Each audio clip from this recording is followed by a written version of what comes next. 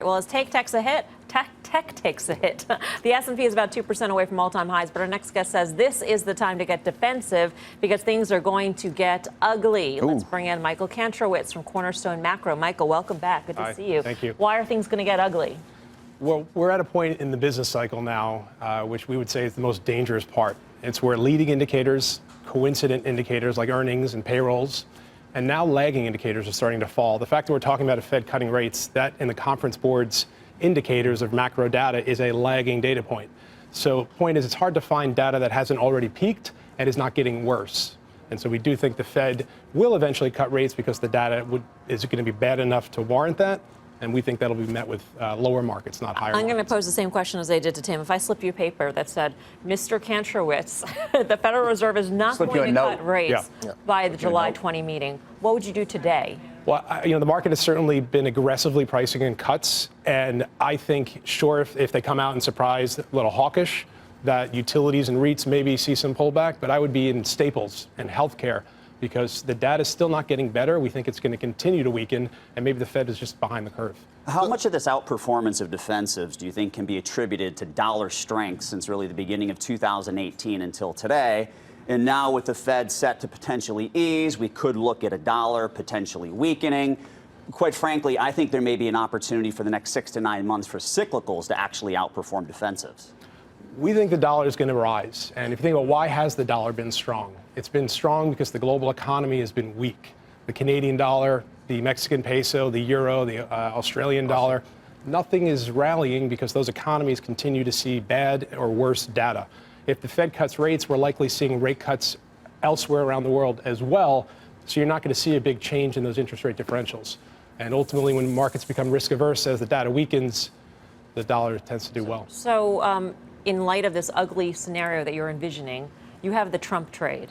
And it's not Dan's MAGA thing that he talks about all the time. It actually is TRUMP. So can you walk us through what this is? Sure. It's a bit of a different Trump trade than 2016's Trump trade, which was the reflation global growth trade. This one's a little different. It's more defensive. It would be treasuries as your T, so TLT. REITs, IYR is your ETF there. XLU for utilities. M would be momentum, MTUM. Momentum's starting to show some signs of strength here on defense. And precious metals, GLD. So TRUMP. Did you just make up the M? Because I feel like you made up the M. It feels like the M doesn't, it's like one doesn't belong. Yeah. And it seems like momentum may not belong. Is this notion of this idiosyncratic growth trade in the face of slowing global growth? Momentum has been more driven in the last 6 weeks by defense more than growth. And so we're now 6 months past the V bottom of the market, the low in the market. And so what is momentum today has been increasingly defense, low beta, utility staples, REITs, not necessarily tech, and certainly not the cyclicals. So MTUM, though, that ETF, isn't that mostly tech? Is that mostly technology? Momentum in general, but there's some tech in there, but momentum is going to change. Momentum is what has worked over 6 months, over 12 months. So the names in a momentum portfolio are always going to be changing based off of recent performance. Michael, talk about precious metals. Gold has been kind of a widowmaker for people that have right about this time chased into gold. And this is 4 or 5 times over the last 2 years where gold should have been breaking out. Why is this time different?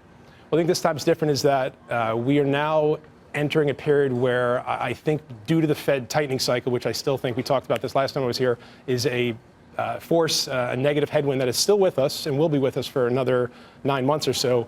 We're seeing the broadest global slowdown in the last 10 years, I would argue. Closest risk of a recession I think we're going to see in the last 10 years. And so gold, I think, can do well for the same reason I think the dollar will do well in more risk-averse fashion, which we haven't really seen in a few years. So last quick question.